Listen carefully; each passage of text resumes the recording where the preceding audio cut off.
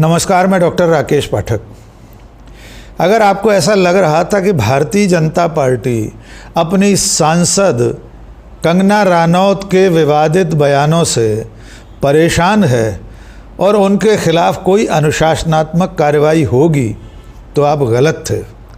अगर आपको लग रहा था कि कंगना रनौत के बोल वचन से पार्टी को जो नुकसान होता दिखाई दे रहा है, उसके चलते उन्हें कोई नोटिस दिया जाएगा, उनसे कोई जवाब तलब किया जाएगा, तब भी आप गलत थे।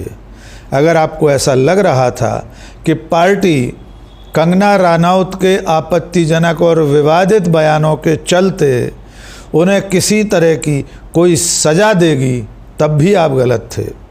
क्योंकि पार्टी ने तो कंगना रनौत को अपने विवादित बयानों के बावजूद तरक्की दे दी है, उन्हें इनाम दे दिया है और इनाम मिला है संसद की एक स्थायी संसदीय समिति में सदस्य बनने का। जी हाँ, कंगना रनौत को संसद की सूचना प्रौद्योगिकी मिनिस्ट्री की स्थायी संसदीय समिति का सदस्य बनाया गया है। ये तब हो रहा है जब कंगना रनौत अपने बयानों के चलते चंद दिन पहले पार्टी को संकट में डाल चुकी हैं। आपको याद होगा, इस वक्त हरियाणा में चुनाव चल रहा है।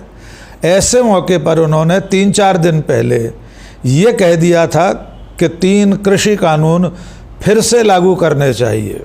कंगना का कहना ये था कि जो कृषि कानून थे वो किसानों के हक में हैं, उनके हित में हैं, इसलिए किसान खुद उनकी मांग करें और सरकार उन कानूनों को फिर से लागू करे। तब हालत ये हो गई थी कि आधी रात को पार्टी को अपने प्रवक्ता के जरिए कंगना के बयान से पल्ला झाड़ना पड़ा था। गौरव भाटिया के जरिए पार्टी ने कंगना रनौत के विचारों का, उनके बयानों का खंडन करवाया था और ये कहा था कि कंगना जो भी बयान दे रही हैं उससे पार्टी का कोई लेना देना नहीं है। आपको ये भी याद होगा कि उससे कुछ दिन पहले वे एक इंटरव्यू में कह चुकी थी कि किसानों के आंदोलन में ऐसे हालात बन रहे थे कि भारत की दशा भी बांग्लादेश जैसी हो सकती थी। यहाँ पर चीन और अमेरिका का दखल भी चल रहा था। इससे पहले वे किसानों को खालिस्तानी आंदोलनजीवी भी कह चुकी हैं। तब भी पार्टी ने एक बयान जारी करके, प्रेस नोट जारी करके ये कहा था कि कंगना रनौत इस तरह के बयान देने के लिए न तो अधिकृत हैं, न उन्हें ये अधिकार है कि वे ऐसा कोई बयान दें। इससे पहले भी वे लगातार विवादित बयान देती रही हैं। संसद के पहले सत्र के बाद उन्होंने राहुल गांधी को लेकर कहा था कि राहुल गांधी ड्रग एडिक्ट हैं, ड्रग्स लेते हैं, उनका ड्रग टेस्ट होना चाहिए। लेकिन तब पार्टी खामोश रही थी। लेकिन उनके बयानों से पार्टी को चुनावी मैदान में, ख़ास तौर से इस वक्त जब हरियाणा में चुनाव चल रहा है, तब नुकसान हो सकता है। इसलिए पार्टी ने उनके बयान का खंडन कर दिया था। लेकिन तब ऐसा लगा था कि अब पार्टी उन्हें कोई नोटिस देगी, कोई कारण बताओ नोटिस देगी, या अनुशासनहीनता को लेकर उनसे कोई सवाल जवाब किया जाएगा।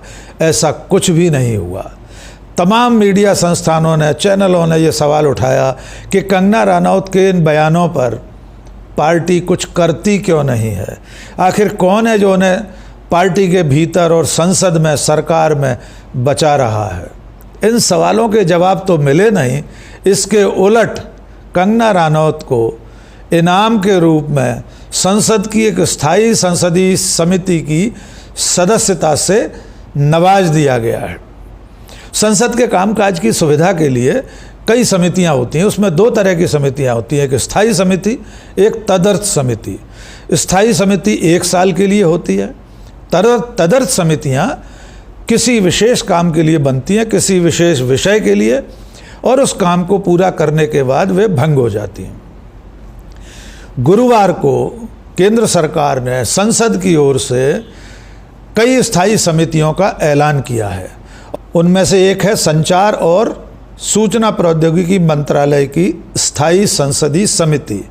इसमें कंगना रनौत को सदस्य बनाया गया है। इसी समिति में समाजवादी पार्टी की सांसद जया बच्चन भी सदस्य हैं।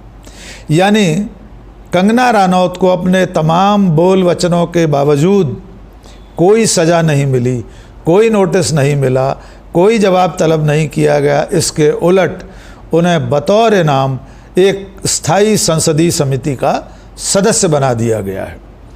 यद्यपि कल सरकार ने जिन समितियों का ऐलान किया है उनमें 4 समितियों के अध्यक्ष कांग्रेस के सांसद बनाए गए हैं। 2 समितियों की अगुवाई द्रमुक और तृणमूल कांग्रेस के सांसद करेंगे। एक संसदीय समिति का अध्यक्ष समाजवादी पार्टी का सांसद होगा।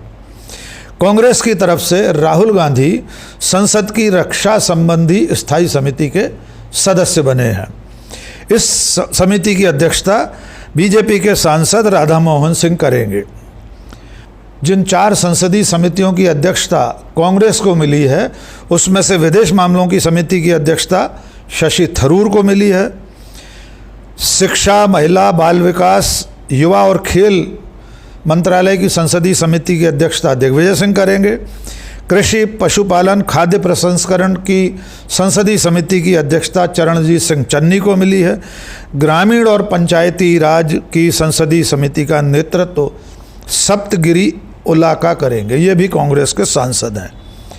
इसके अलावा भारतीय जनता पार्टी के सांसद भी 4 संसदीय समितियों के अध्यक्ष बनाए गए हैं, जिनमें से गृह मंत्रालय की समिति के अध्यक्ष होंगे राधा मोहन अग्रवाल, वित्त मंत्रालय की समिति की अध्यक्षता करेंगे भृतहरि मेहताब, अनुराग ठाकुर और राजीव प्रताप रूडी क्रमशः कोयला, खान, इस्पात और जल संसाधन मंत्रालय की समितियों का नेतृत्व करेंगे।